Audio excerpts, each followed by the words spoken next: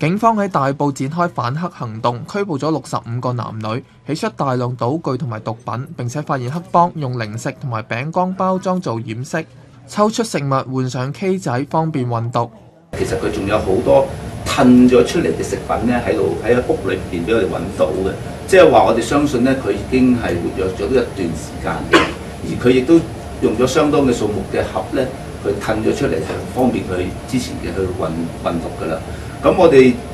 知道佢哋咧就係話褪咗呢啲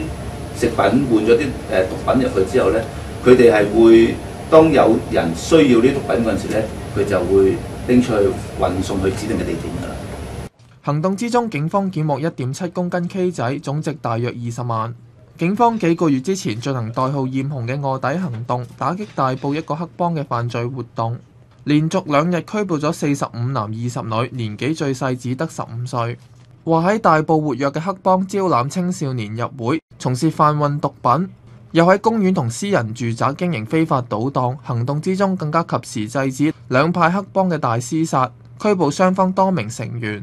ONTV 東方電視新聞台報導。